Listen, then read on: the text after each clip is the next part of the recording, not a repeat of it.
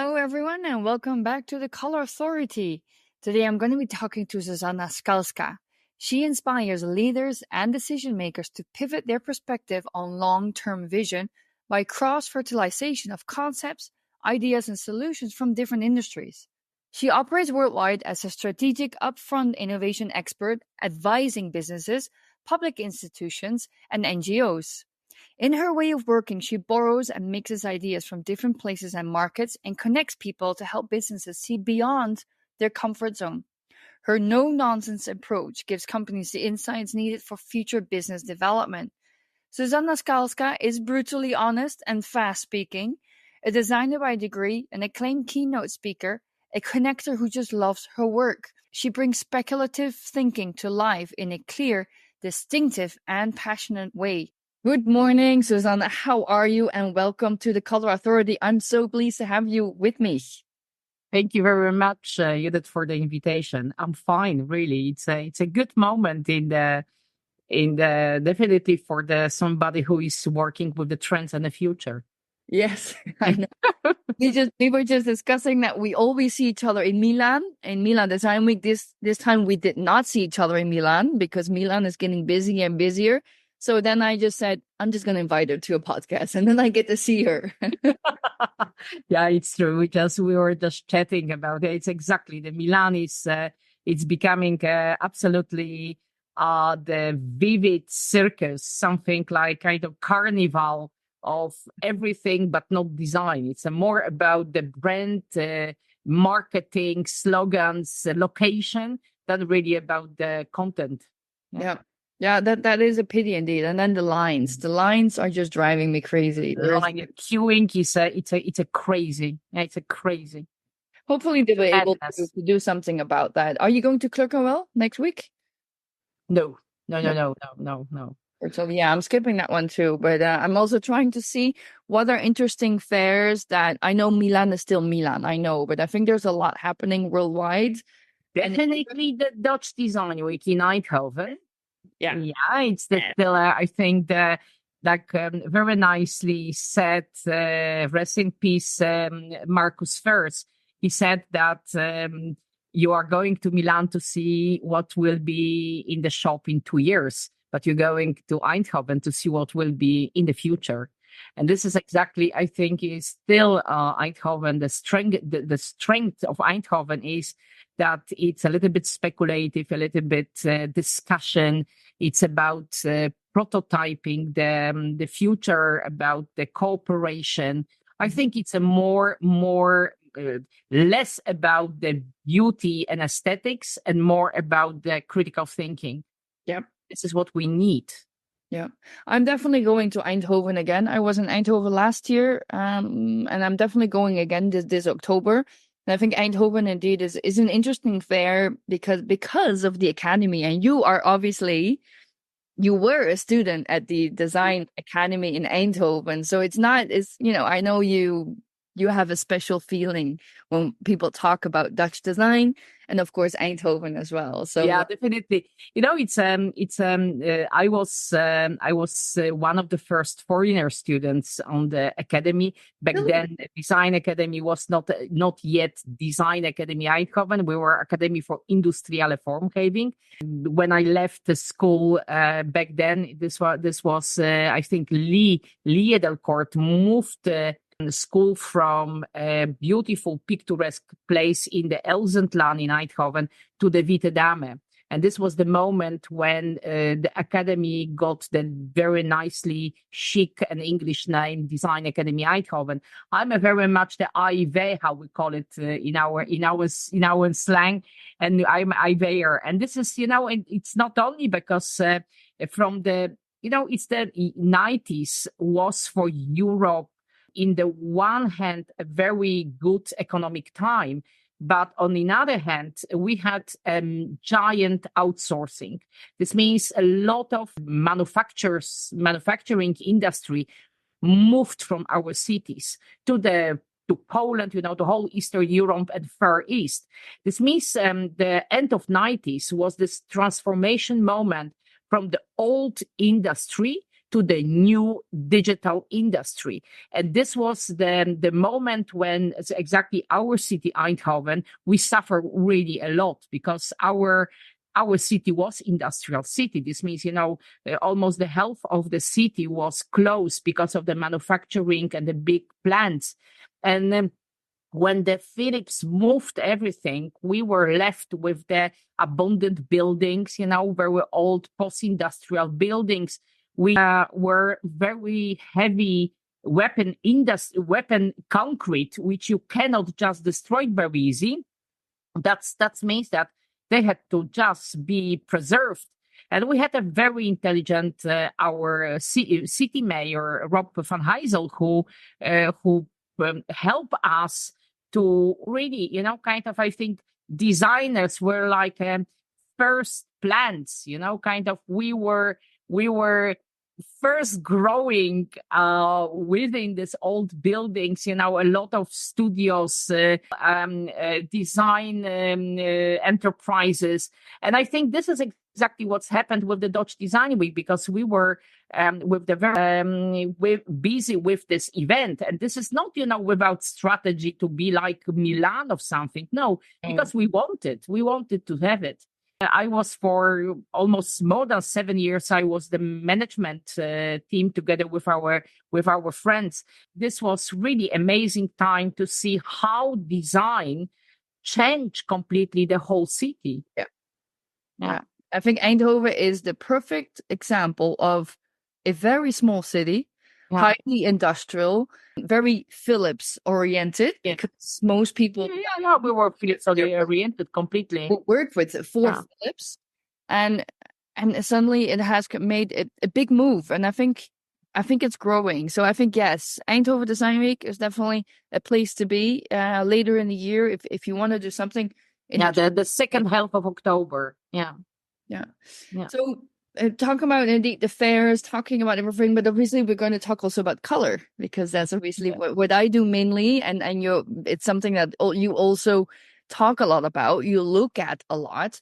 But personally, Zuzanna, what is color to you? It's to me, color is, to be very honest, is just a light. Because where is no light, there is no color. So simple. Yeah. And it's what kind of light you have. This is what the perception of the color you have.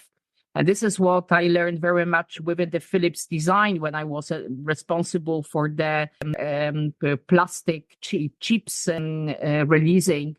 When you have to, match one product which was built from the different plastics, different kind of plastics with the same color. This means you have to match the color with the 3 different lights, and you have to wait how the plastics and the color, they aging different. This means, after a few years, you will see the difference between the colors because of the light. And this is what I really learned back then in the practice, that the color means light, really light. Everything about light. Yeah, that's why obviously at night we don't really have color, but I think especially the color matching, what you just said, is so true. Because obviously it's been my work for 10 years as well, and I still do a lot of this. The color matching on different materials, and especially when it's about plastics, which obviously is a great material, but the age as well. Yes, it's a complicated. It's a really tricky one, especially when you have, there's a different companies, plastic companies. They make granulates. This means one makes the hard granulates, another one for the soft, another for the moving, etc. This means you never have. You never work with one company and you're doing everything. This means you have to very often travel through the different companies and constantly, saying what will be the main body color, which color you have to take as one which provides the color feeling and this color perception. Yeah, it's really interesting, how to this whole discussion, with the definition on making of master chips. It's a very, sometimes people kind of, I remember this back to the Philips design. We were just the girls, everything was about girly thing, this kind of the colors, materials, the kind of all the CMF is kind of girly thing. Yeah, maybe the girly thing, but it's a damn responsibility, because if you choose the wrong color, if you're speaking about the industry, this means you are shipping 200 containers, which are and the content of the container is just shitty color, which nobody will buy, and this is a major responsibility, because the first what people see is exactly this perception, this perception. And if the perception is wrong, the whole product is wrong. Even if it's the best, high tech, the most UX, everything, but if the first perception sucks, everything sucks. Yeah, because the second information that arrives to our human brain is shape with color. So if it's the wrong color on the beautiful shape, it doesn't matter. It's not going to sell. Yeah, it's just it's not matching. Exactly. Yep. And this is indeed, so you're passionate. I think everybody is getting that. You're passionate about what you do. You're passionate even still about what you used to do. Yeah. You've changed a lot in all these years of your career. Where does that passion come from? Is that a typical Polish thing? Because all my Polish friends are passionate. I don't know, of course, this is definitely part of my character, because definitely, from my being very curious, I made just my job so simple, very in the very simple way. But this will be maybe very cliche, but it's really, really, my mother. I'm a second generation of designers, because my parents, my father and my mother, are both designers. My mother is interior designer, and my pa is product designer. And my pa is always, being freelancer. This means he's doing really everything. And my mother was working at the Institute of Polish Design, and she was managing the whole group. And she was responsible for they was calling back then tendencies, not trends, but tendencies about the kitchen, everything what is around the kitchen. And I remember, all my childhood, my mother, was allowed, because exactly we're talking here about Poland and about the 70s, 80s and 90s. My mother was allowed to traveling a lot within the Europe, exactly Milan, Paris, in Germany, in a lot of different cities, just to scout different tendencies in the kitchen, in the domestic appliances, in the interior. And this is what I always remember, in our house, in my mother studio, always a lot of prospects, catalogs, and this is, and my mother always were working with the slides, the carousel Kodak slides, what she was presenting, the tendencies from the different furs. And I think it's amazing, that every time when I'm coming from fur, I can always speak to my parents, always spur about what is going on. My mother completely understands everything, what I'm talking about, and in which way, and I think it's a naturally, really, I took over what I maybe unconsciously learned through my whole childhood. And I just went further with this. Yeah, because you're not only looking for trends right now, which I know the whole trend watcher thing, I mean, that's just like a podcast per se, wherever that area is going, but you are a strategist, which I think that's exactly what companies are looking for, among many other things. And I love how you try to get people and businesses out of their comfort zone. How do you get people out of their comfort zone? Especially because I imagine you work with people that are in sales, marketing, R&D. How do you get them out of their usual way of thinking? This is not really easy, and I think it's you have to always push them, and this is I always before, because this is how I start my my cooperation. I always showing them my presentation. This is kind of my way of blow their mind before we will talk about something, because you have to really flesh a lot of different information. I always start with the disclaimer that I will talk a lot of absurdity. I will talk a lot of, about things what they were completely denying. And I'm telling them, it's a very healthy reaction on it, because absurdity is everything what is against your knowledge. Yeah. This means if something is for you absurdity, this means maybe you didn't know more. Mm-hmm. And you should investigate. And this is the gate. This means if you're making this kind of this way immediately, that this means if you are if you are not really taking this everything seriously to really talk about and discussing about it, this means you are not taking very seriously your business. And this is what another thing is that the old companies, they really wants to have, and this is like a branch of the business trends. This means if you, working with, the fridges company, I want to have, Zuzanna, only the fridges trends, If you're speaking about the cars, we only wants to have the car trends, If you're working with the companies of, the vases and, storages, we only wants to have the vases and boxes trends. And this... Yes, and this is, you can see immediately that those people, because there is maybe, I don't believe in brands. Mm-hmm. Brands are made by people. And if you are falling in love in brand, this means you're falling in love in the freedom of thinking and making of the people are behind the brand.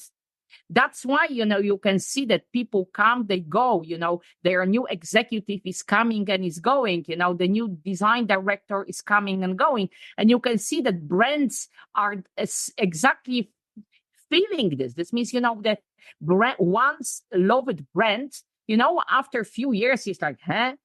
It's not emanating with the same passion what was before. It's me of maybe really the brand, and we constantly talking about the brand, but this is not the brand. There are people.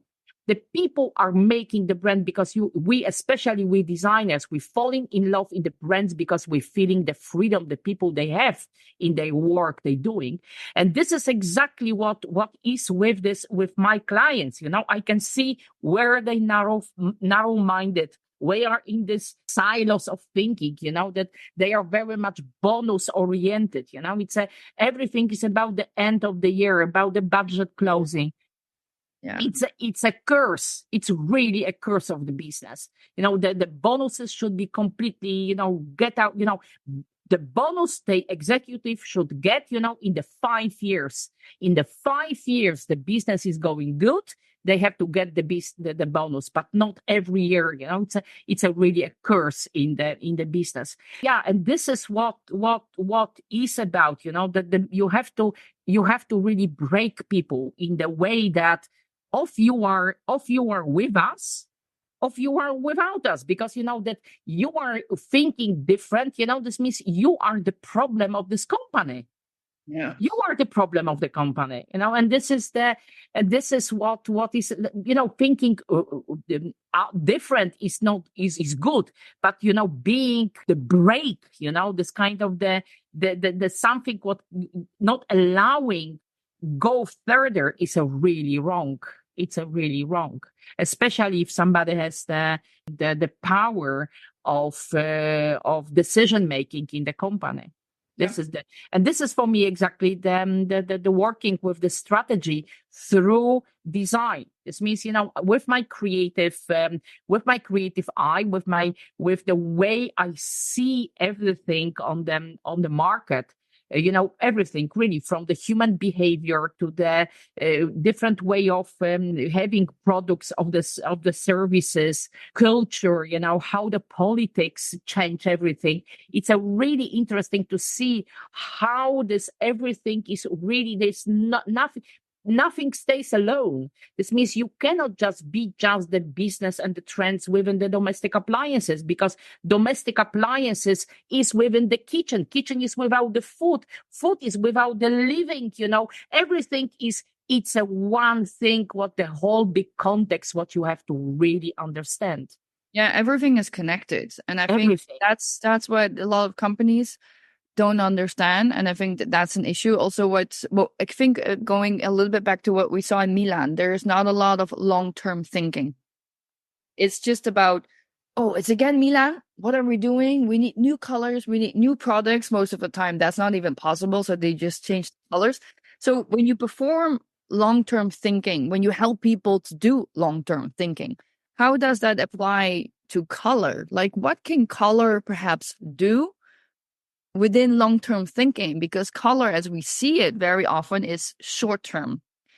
But I believe personally we have to go more long-term also with color. Right? How would you see color helping in that or being a part of that? It's exactly, I will immediately change the definition of my understanding of the color. And this is, I will get to the senses where we're talking about this perception that it's not about just the color. This means, you're just not taking the spray and spraying and you're changing the color. It's about a lot of things. This means if you're changing the material, it's already even the same spray will look different because absorbing of the color will be completely different than before. If you're changing the material, for example, to the natural material, this means you don't have to spray aluminium because aluminium will be already the matte silver. This means, if you're using the bamboo, this means you don't have to fake the wood because you already have the bamboo. This is exactly the way. This means, I remember how in Philips we will constantly, this is even from 80s. We had a wooden TV and we were spraying wooden TV to look like a metal. After we were spraying the plastic to see more the plastic like a metal. After we were spraying to look like a piano because it was about high glossy, and now we have and now we cannot, and now it's everything about natural. This means we have the wooden, aluminium, we have the plastic is really plastic, the frames, whatever. And this is funny, this is I think it's not the time to fake. This means if you're using the color, use the color which is the true color. And this is exactly completely different way that we were thinking the last decades. What means the true color? Why you're using the color? How the color will age? Can we repair the color? Can we, how the scratch will look like?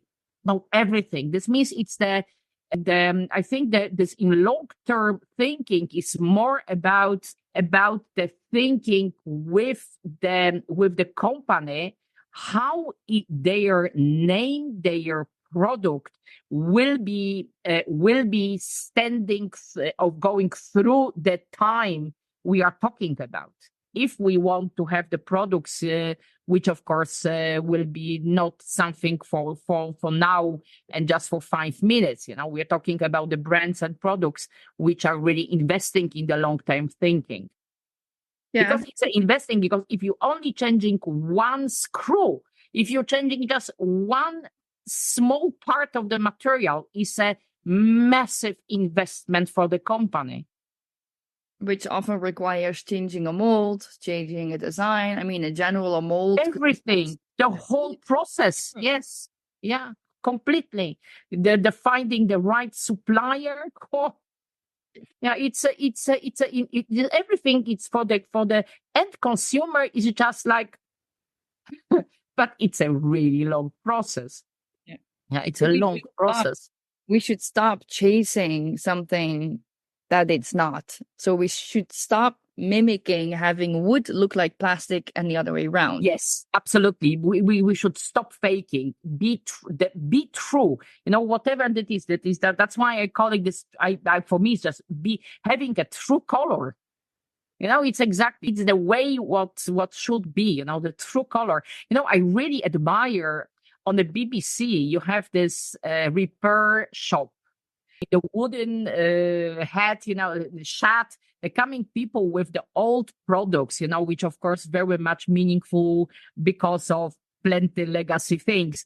And what I really liked very much that those people, they're metal, wood, fabrics, people who are restoring this everything, they trying to find the true color.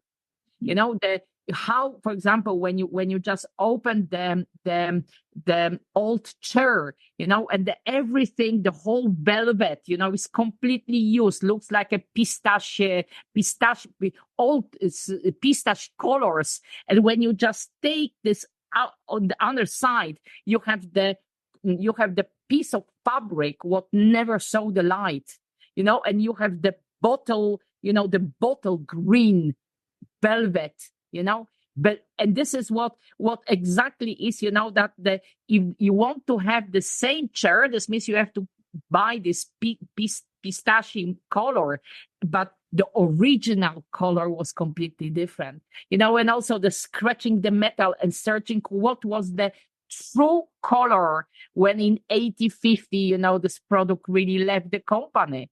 Yeah. It's really amazing, and I think this is what, and we even don't know why, but it's a lot of pigments, around what was within the close distance from the company, kind of the minerals which are in the pigments were perfect in the symbiosis with the materials. It's a lot of things to do which we completely stop to think about it. We completely have. And I do see that some smaller companies, designers, they're going back to that. We see obviously a lot happening in Mexico, but also in some parts in Asia, in Africa, where they're again using those natural pigments, those natural minerals. But of course, in big companies, even in the big industry, Philips, it's like a big no. No, it's a really crafts. It's a really, really kind of the craftsmanship is we completely killed within the big industry. Yeah. That's true. And within this big industry, we completely killed the craft within us in the CMF. Yeah. Because we are kind of exactly, we have to really, the best is spraying just one time because it's the cheapest. Yeah. And also, you hear from sales and marketing which colors sell. So you as a designer, you propose colors that are going to work. They're the best colors for this, the material, the texture, the design, the shape. But then sales says, yes, but white sells much better. The problem with the sales is that they have the information from the Excel from the past. Yeah. Not from the yes. Are you talking about the future, which is not yet on this Excel? Yes, exactly. This is the problem, exactly. Yeah. Yes, but how do you look at color trends then? Because we've just talked about long-term colors and how color should evolve in being more longer term, but everybody still is doing color trends. Yes, of course. But, I think color trends is for me like the shadow. Maybe it's a really weird to compare it, but it's a shadow of everything what's going on. For example, if you see what's going on now in the politics, in the whole polarization, when you have this far right and far left, it's I remember last year during the London Design Festival, I was visiting their whole location where the Tom Dixon is and the St. Martin. And there was a big demonstration of the students of the university in London. They were demonstrating about that socialism back, they going with the big red flags about that we are end of the capitalism. Capitalism is killing our planet. Back to the socialistic way of thinking, that the Marx books are now the one we have to read, because I'm coming from Poland, and this was for me like, oh shit, we're going back. I have this retrospective feeling that something is again, with this red. And imagine, and this was the last year, Moroso with diesel, with this red, red as red can be, really the bloody red. Huh? And this year, again, even more bloody red, and you can see this means, this is the bloody red, this really the bloody red. Huh? I don't know if you can see it. It's really kind of the red. If this is not just because, somebody, just had too much paint and just painted no, it's a way of, this is action and reaction. Mm-hmm. And this is, for example, 2 years ago was the 50 years of Smiley. 50 years of Smiley. And everything, if last 2 years ago, it's a lot of yellow because we needed this yellow after the COVID, and this is, we need it because you can take the mask and you can smile. It's just, I'm just telling you very much in the shortcut, because it's if you observing a lot of different, economics, geopolitics, the technology, you can see a lot of similarities, what explaining why we having this color. This means this is not just taking out of the air, because color direction is just not a rain.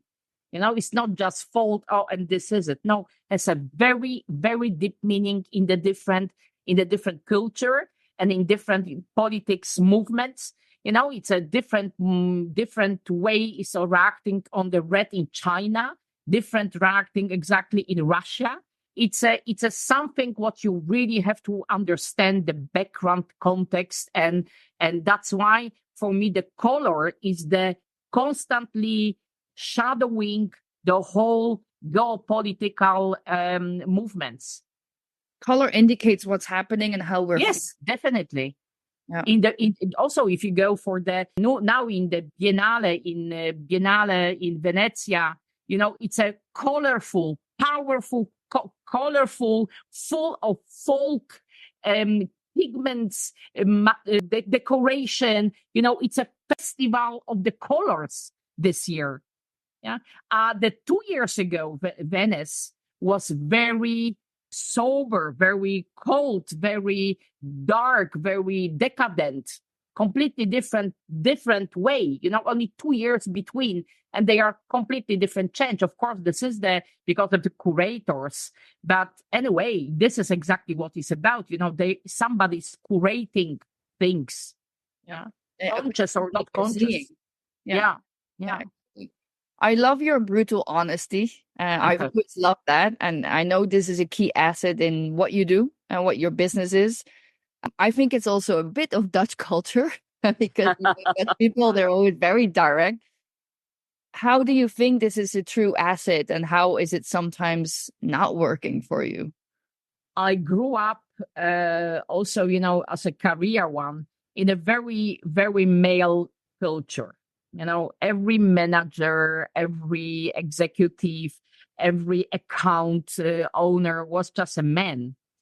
And also my colleagues, most of the industrial designers are just guys, and I think it's, they are allowed to be honest.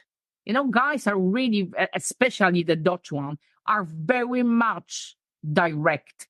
And I think this is something what unconsciously I took from them.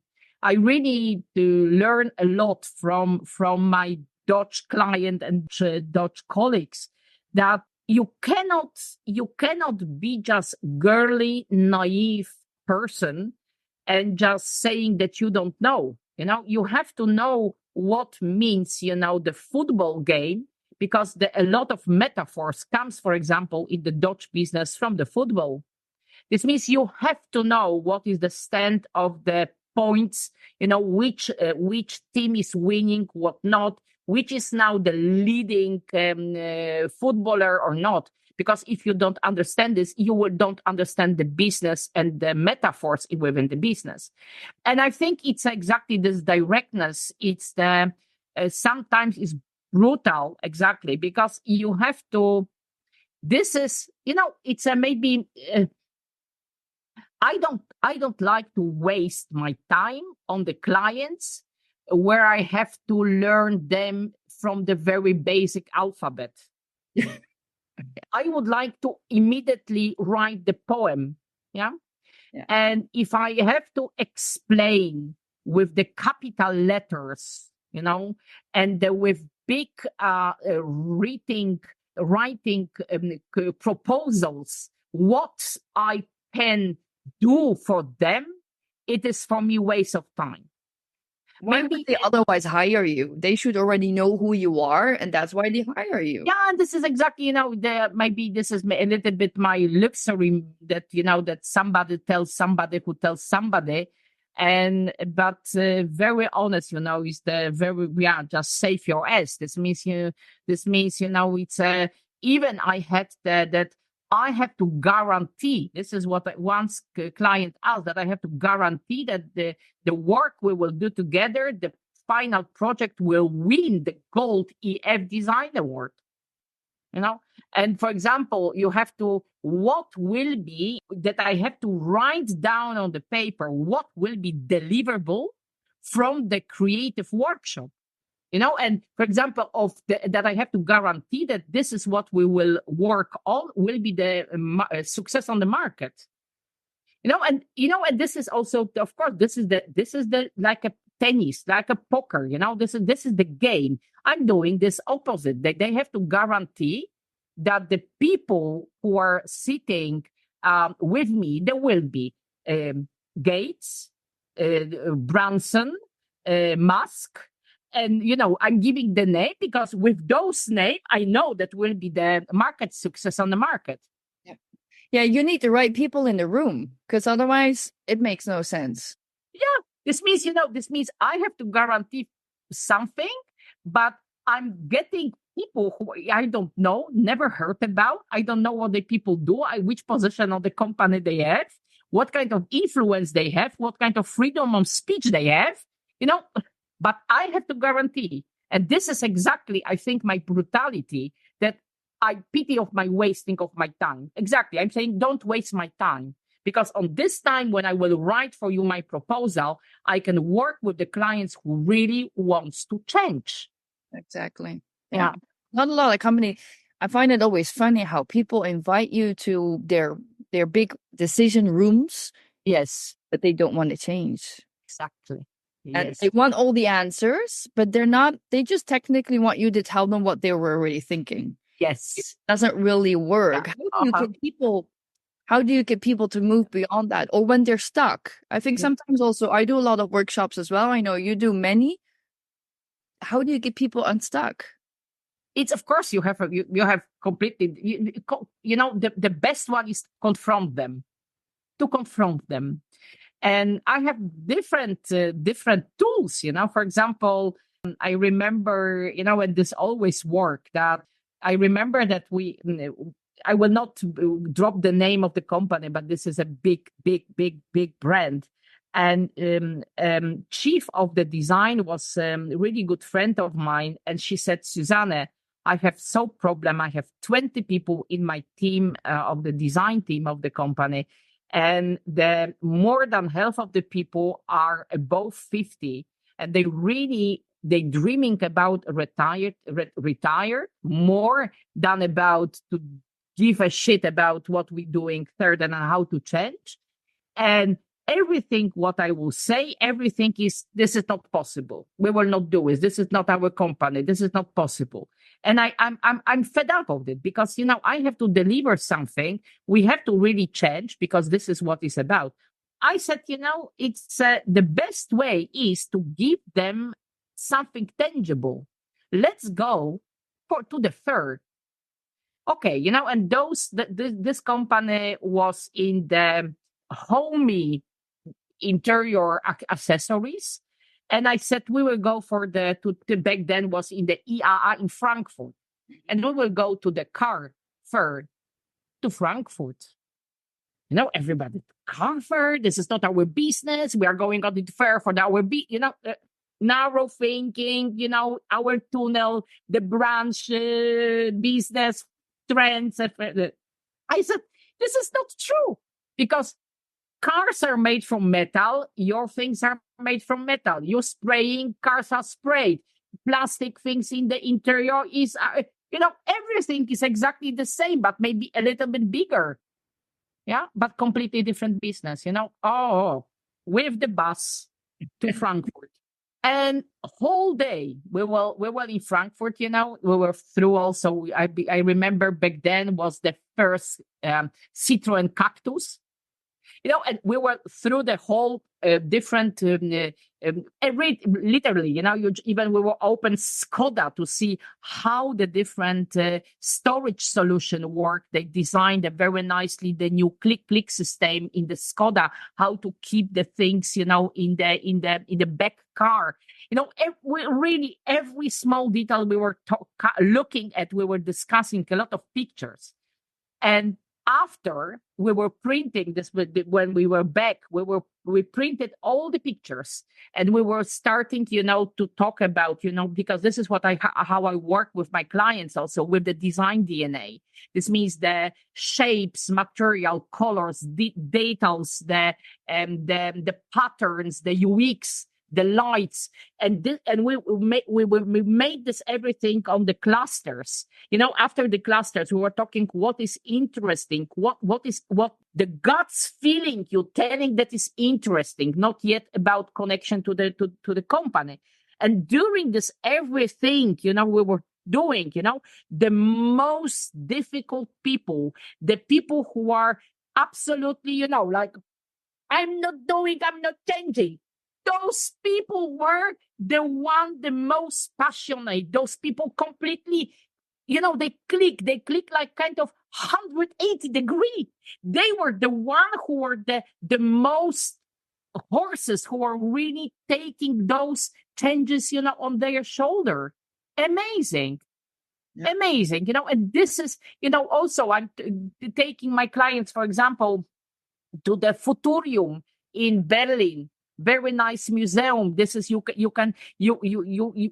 can walk with the guide of without, but anyway, it's there you can spend 4 or 5 hours to read, to see, and discuss what that means for you, what you think, because it's what I told you, that I don't believe in the brands, I believe in the people. This means what you as a person understand what will be the future. This means how you see you as a human being, your brand for the other human being in the future. And this is a big change within the client, that this is not about just that I'm a very small, some kind of small adjustment. I can also change within something within the company. Yeah, sometimes people feel they don't matter, but they can bring along big change. Of course. But this you need the good manager who will allow you to stretch your wings. It's a really, really difficult one. What I've noticed over the last couple of weeks, but even just, I always read Free magazine every day, I get the daily newsletter. It's all about mental health, mental well-being, color psychology. So color is applied in spaces so that people feel better. I feel this is huge, and we're only at the start of it. How do you think this is going to move forward? How do you think color can be part of that? Because besides that, you've worked for Philips, which obviously is very much healthcare and well-being, but I do think this is a huge topic that is going to be even bigger than we can imagine right now.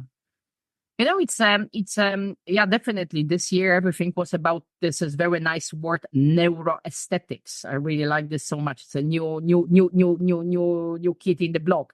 But it's I graduated with the project called My View on the World of Wicca. Wicca, it's a Druid's religion. Wiccans, the white witches. Pagan, And right? the Wiccans. And I really, very much from the beginning, I was really fascinated about the four different stages, not stages, different levels, what we have as a human being. That, you can be very kind of to the point person who are just, is happy with the tangible senses. Another one is a more spiritual and is in this astral beliefs. Another one is very intuitive. Yeah, this means from 0 to 100. You who more you intuitive, who more you don't questioning about the gods, because you know that there is something what you cannot explain, but you feel it. And the last is the divine, the goddess, something what we as human beings never be there. This gave me the way how I also work within my clients and with how I work with them with the color, that you need to understand that technology, this is what was the last 20 years, technology was the main investment of the company. But what happens with the technology? Technology gives our amazing flat screen with amazing sharp colors, and with if you're happy, you have the haptic recognition of your touch, of the sounds of something. But exactly what happens now, that we are missing so much, because we also as a human being, we invested too much, and that as well the companies were invested in the technology. We also as a human being, we invested too much ourselves into the same screen. I remember the end of 90s, already Philips, because, Philips is only very much short way. I worked within the Philips something like 3 years after I was working for 15 years at Vanberlo company. But in the end of 90s, when I was the intern at the Philips, we already at Philips, we had the possibilities of transferring the smell through the internet. You still needed the cartridges, the cartridges which were connected of the smell. But this was back then very expensive. And I remember the discussion that the future of the cinema, due to this technology, that we will have some amazing technology, a lot of cinemas will be die, and the purpose of the cinema will die because people will not go to the cinema. This is true. A lot of people are not going anymore to the cinema because you have such a beautiful screen at home with the Dolby surround. This means you don't have to really have to go to just to drink cola and popcorn, eat popcorn. This means, what is the future of the cinema? And this was exactly that we will invest. This is what set the big cinema companies, that we will invest in the sensorial qualities. Exactly. If you have the blood, you smell blood. It will be the fire. You will smell the fire. If there will be fighting, you will also move, But when they did this to the people as a test, people were ill. People were really got ill. And this is how to find the balance, between that, everywhere when you go to the supermarket, when you smell the bread, it's not the bread. It's an artificial spray which goes through the air filter, unfortunately. Well, yeah, it reminds me of the whole Hema-worst. The disaster that apparently this famous sausage is actually not smoked. It's not smoked. It's an taste which is added. And now this taste is forbidden through the European Union. You are not allowed to add additive which fake the smoked, because it's a very dangerous one.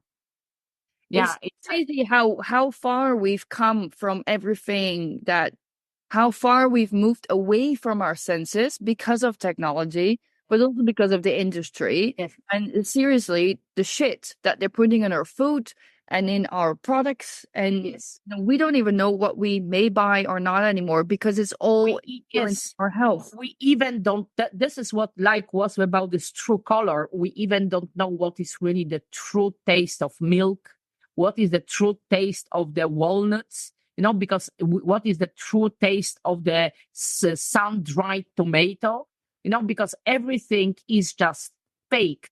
And this is what exactly what it's happening, that because we lost the truth of in ourselves, we are prompt with a lot of fakes, and those fake, and our brain, maybe not even brain, maybe even our soul, we are not prepared, we were not born to to to deal with so much sensations what we're getting. And this is one of things what's happened with our health. That's why, of course, the health industry after the COVID showed just the where going wrong, what's going wrong. And in other way, we are definitely in Europe. This means, I would say, even the whole the Western civilization, yeah, we are aging. There's more gray people than the small babies.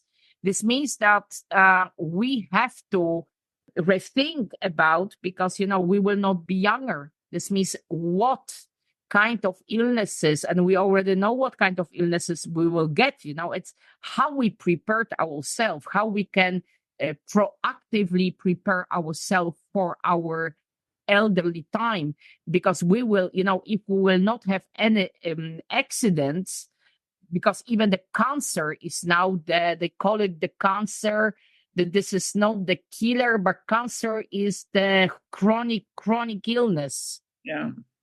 Because it's a perfect business for the big pharma. Yeah, They want you to constantly, every day, till end of your life, to take this medicine. It's the best business ever. Of course, pharma is doing very well, for us, but I think pharma is also one of these gangsters. Yeah. Mafias. Yeah. Or sorry, the context makers on the planet. And this is what that's why the wellness industry, this is really wellness industry, will play really giant role, because how you sleep at night is how you will work during the day. This means I think we will be definitely responsible for a lot. This means you really have to change your bed, you have to really have a good bed, because this is everything, what shoes you are wearing, this is how your posture is, everything we are now slowly responsible for us, ourselves. Look, every smartwatch. It's all designed. Yes, everything is designed. Yes, every smartphone, is constantly quantify your health. And maybe in the future even will send this data to your employer, or even to your assurance. Yeah. Yeah. Yeah, I think they already are, but we just don't know it. Yeah, and maybe I think we are still in this kind of this discussion, definitely, of we should or not. Yeah. Oh, Zuzanna, I could talk to you for hours. Yeah. You're just this huge brain that just knows so much and can share so much with the world. And I thank you for being part on the Color Authority. And I hope that maybe one day you'll be back to talk to us again. I will see your invitation. Yes. Yeah, super. Thank you very much for having me. Nice questions. I hope you enjoyed this last episode. If you are a fan of the Color Authority podcast, please let us know by reviewing and rating our show on whichever platform you're listening on. The next episode is coming out next month, and in the meantime, I'm wishing you a wonderful, colorful day.